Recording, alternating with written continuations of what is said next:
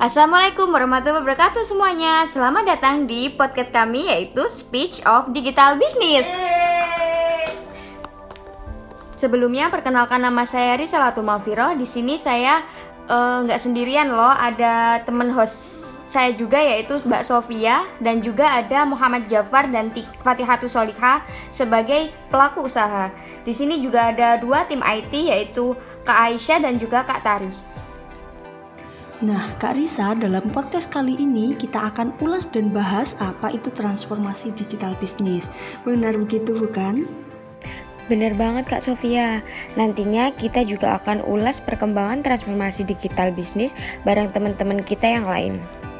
Mantul, mantap betul. Nah, semoga podcast kali ini bisa bermanfaat ya bagi teman-teman pendengar kita. Dan langsung saja nih Kak Risa, apa sih sebenarnya transformasi digital bisnis itu dan seperti apa sih transformasinya?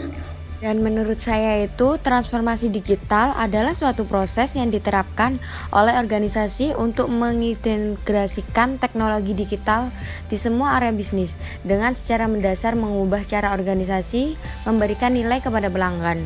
Dan contohnya kalau menurut saya itu seperti mesin, data besar, dan internet untuk segala hal. Perlu teman-teman ketahui, perubahan digital sekarang jadi angin segar bagi pemilik bisnis loh. Wah, bisa begitu ya Kak. Jadi menguntungkan nih bagi para pemilik bisnis. Lalu bagaimana sih sebenarnya cara pemuda juga bisa memanfaatkan terkait perubahan dari bisnis digital ini? Apakah juga bisa pemuda ini memanfaatkannya? Sangat bisa Kak, jadi kita langsung ulas lengkapnya perkembangan bisnis dengan Kak Ais dan Kak Tari juga. Bagaimana nih tanggapannya Kak Ais? Yap, benar. Jadi, bisnis digital saat ini telah menjadi sebuah model dan tren usaha yang sangat menarik dilakukan untuk mencari, menciptakan, dan juga memanfaatkan berbagai peluang usaha. Melalui bisnis digital, telah banyak pengusaha muda yang kreatif dan inovatif dalam memberikan solusi terhadap masalah sosial dan juga kehidupannya. Bisnis digital diperkirakan akan terus berkembang dan meningkat dari tahun ke tahun, bahkan menjadi wadah bagi generasi milenial untuk menyalurkan bakat dan juga kreativitasnya. Dalam pengertiannya sendiri, bisnis digital adalah bisnis canggih yang memanfaatkan keterampilan dalam bidang teknologi informatika dan komputer. Dengan kata lain, bisnis digital atau bisnis online merupakan bisnis real yang menggunakan media internet. Benar sekali yang dikatakan Ais tadi. Bagi siapapun yang berminat dalam bisnis digital, pasti semua kegiatan transaksi bisnis seperti pemesanan, pembelian, penjualan, pembayaran, dan jasa pelayanan tak lepas menggunakan internet. Di era industri 4.0, bisnis digital tidak lepas dari peran perkembangan teknologi seperti internet yang berguna untuk membuka jejaring bisnis dan bertransaksi secara online. Yang kedua, kecerdasan buatan yang kedepannya dapat menggantikan pekerjaan manusia dalam melakukan kegiatan bisnis. Dan yang ketiga, kecerdasan buatan yang merupakan pendorong para pelaku bisnis untuk berinovasi secara terus-menerus. Dan yang terakhir, big data yang merupakan sarana bisnis untuk memperluas skala bisnis, skala operasi, dan pemasaran ke seluruh dunia. Karena siapapun bisa mengakses, mengunduh, dan mengunggah data dan mempromosikan bisnisnya sehingga dikenal di seluruh dunia. Baik, itu dari tim IT kita. Kita tanyakan lagi ke pelaku usahanya ya. Di sini ada Muhammad Jafar dan juga Mbak Fatihatus. Gimana tanggapannya untuk Muhammad Jafar? Praktik usaha kami adalah di bidang digital, yakni sosial media manajemen, yang membuat kami berpacu untuk terus mengikuti dan mengupdate perkembangan bisnis digital sampai saat ini.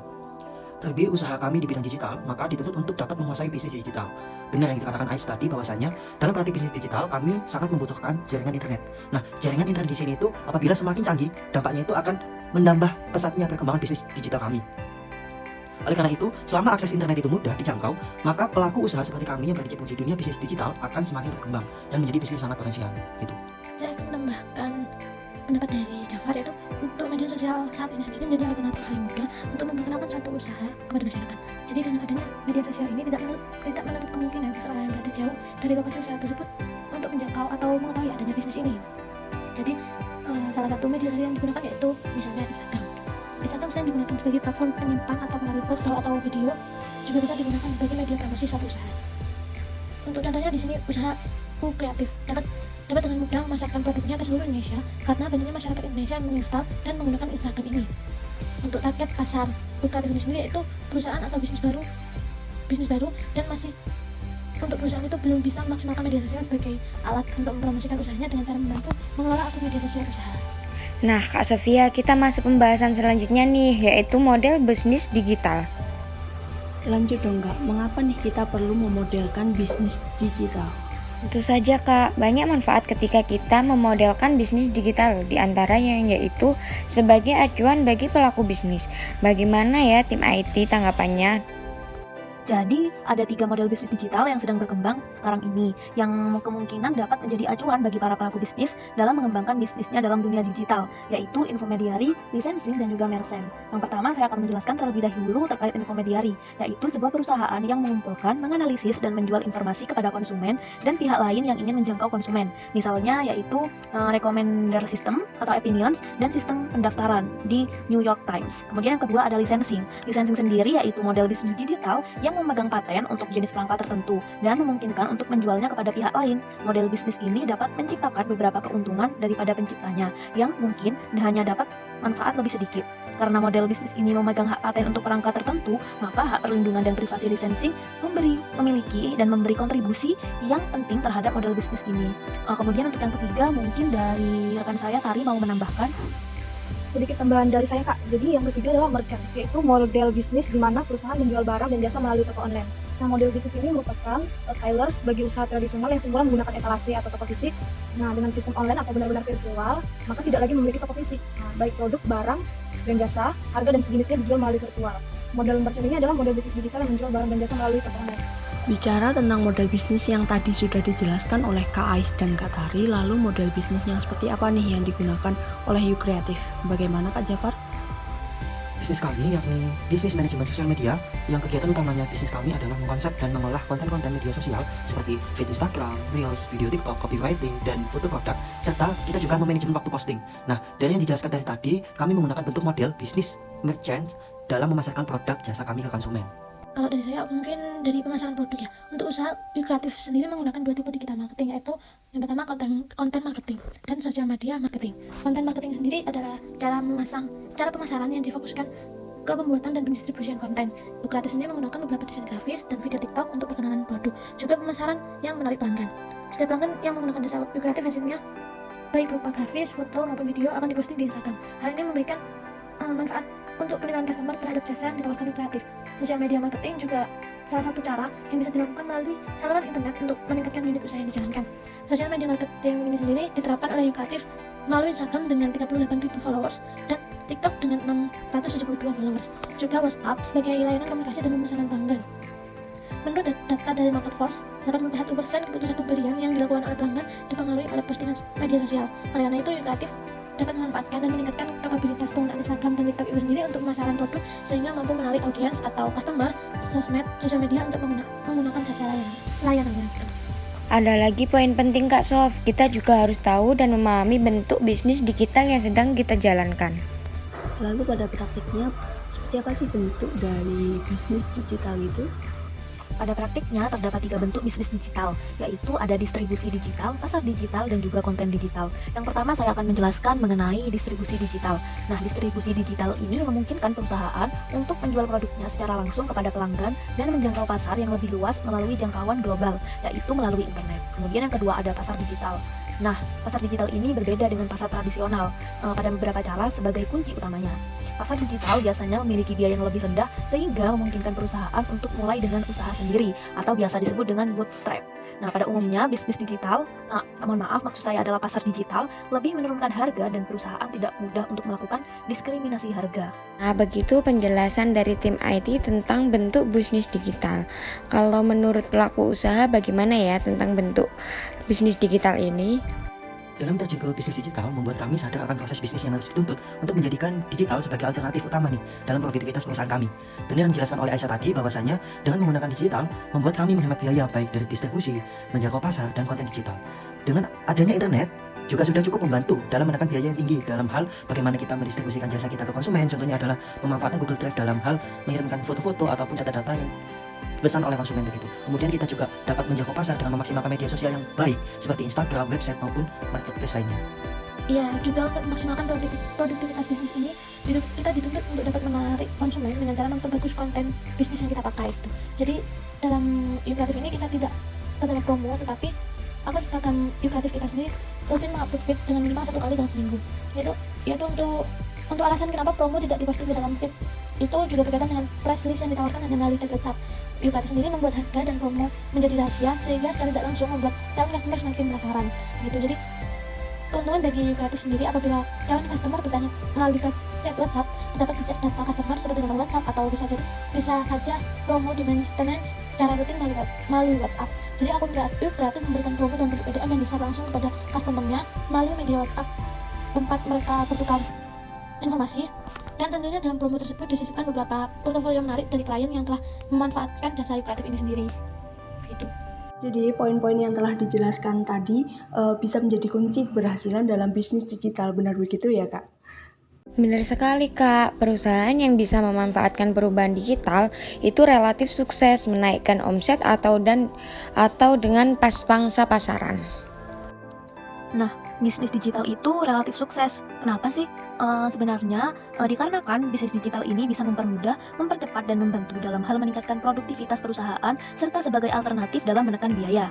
Seperti yang kita ketahui sekarang, ide bisnis digital semakin berkembang dan bisa dikatakan sukses. Nah, contohnya itu seperti transportasi online. Di Indonesia sendiri mungkin ada aplikasi Gojek, Grab, dan juga Maxim. Kemudian kendaraan transportasi online dapat dipesan dengan satu sentuhan pada aplikasi smartphone atau telepon genggam sehingga konsumen tidak perlu repot menghadang alat transportasi di pinggir jalan. Konsumen juga merasa lebih aman dalam perjalanan karena informasi rute dan data pengemudi dapat dibagikan kepada kerabat konsumen. Jadi konsumen merasa aman, tidak takut dibegal, telat, salah arah, dan tarif yang mahal. Kemudian ada e-commerce. Nah, contoh dari e-commerce sendiri ini ada Shopee, Bukalapak, Lazada, dan juga Tokopedia.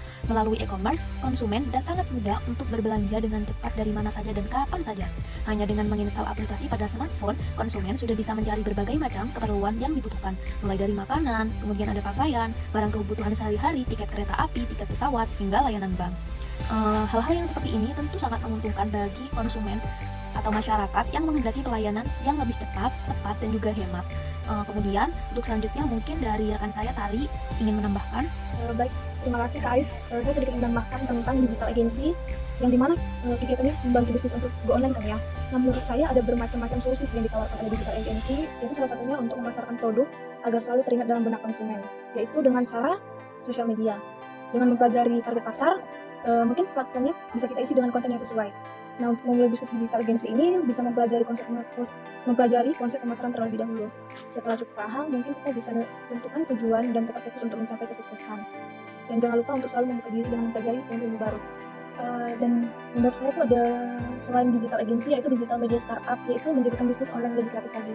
Nah, biasanya untuk memulai bisnis yang lebih kreatif lagi itu mungkin digital media startup adalah jawabannya. Ada banyak kreativitas yang bisa dilakukan melalui bisnis digital ini, misalnya kayak memberikan konten berupa informasi unik yang menghibur untuk banyak orang, atau konten harus diolah secara kreatif lagi agar tetap menarik dan tidak membuat bosan untuk disimak. Sangat inspiratif sekali ya ide bisnis digital saat ini. Nah, kalau tadi teorinya udah, sekarang saya ingin mendengar pendapat langsung nih dari si pelaku bisnis. Kak Jafar, ide awal seperti apa yang melatar belakangi dijalankannya bisnis digital oleh Yukreatif? Boleh dijelaskan? Dengan adanya media internet yang berkembang pesat, akan tetapi sumber daya manusia yang masih belum maksimal dalam pemanfaatan digital, membuat kami ini berpacu untuk membuat bisnis di ranah digital agensi dan media startup. Yang mana kami di sini itu memberikan suatu produk berupa jasa dalam hal mengkonsep suatu produk agar dapat dilirik oleh calon pembeli dengan cara membuat konten-konten yang menarik melalui media sosial baik Instagram maupun TikTok. Untuk memulai bisnis digital agensi, kami juga harus dapat mempelajari konsep pemasaran, kemudian data pelanggan, dan harus lebih produktif melihat perkembangan bisnis digital yang ada. Jadi di bisnis kita ini yaitu bergerak di bidang digital media startup, yang mana kita harus dituntut kreatif dalam pemasaran ataupun cara kita mempromosikan bisnis ini. Yaitu yang pertama mungkin ada Yukreatif bisa memberikan promo yang dipostkan di dalam feed sehingga akan menarik perhatian customer. Juga apabila harga atau price list menjadi rahasia, Yukreatif bisa mencantumkan campaign atau giveaway atau pemasaran yang menarik lainnya. Begitu. Kemudian di link bio Instagram Yukreatif sebaiknya mungkin bisa diberi link tree yang menghubungkan akun TikTok, WhatsApp, dan nama owner, mungkin promosi atau opsi layanan diberikan, juga metode pembayaran. Jadi Yukreatif tidak hanya menyebutkan media sosial konten all solution, akan tapi juga bisa memperjelas apa saja jasa yang diberikan, seperti sosial media manajemen, video creative collection, TikTok Reels, atau jasa foto produknya. Kemudian mungkin untuk Yukreatif sendiri lebih aktif lagi untuk mengupload story di Instagram, karena membuat story semenarik mungkin itu bisa menarik perhatian konsumen, juga menjaga interaksi dengan para followers Instagram Yukreatif itu sendiri. Kemudian menggunakan fitur Instagram semaksimal mungkin memakai highlight atau fitur bisnis dan sponsor Instagram untuk meningkatkan jangkauan pasar bisnis ini.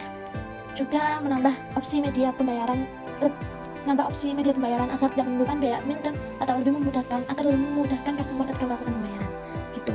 Nah, baik. Terima kasih Kak Tika, juga Kak Jafar, Kak Tari, Kak Ais atas penjelasannya. Gimana Kak Sof, podcast kali ini cukup menarik bukan? Tentu saja dong Kak, saya jadi paham terkait perubahan bisnis digital dan semoga para pendengar podcast kita juga begitu. Nah, kesimpulannya, bisnis digital adalah bisnis yang memanfaatkan keterampilan dalam bidang teknologi informatika dan komputer yang saat ini telah menjadi sebuah tren usaha untuk mencari, menciptakan, dan memanfaatkan berbagai peluang usaha. Perubahan akan terus terjadi dari tahun ke tahun dan tidak lepas dari peranan perkembangan teknologi seperti internet, kecerdasan buatan, big data, dan disrupsi yang menuntut pelakunya untuk terus melakukan inovasi dalam memenangkan persaingan yang kompetitif.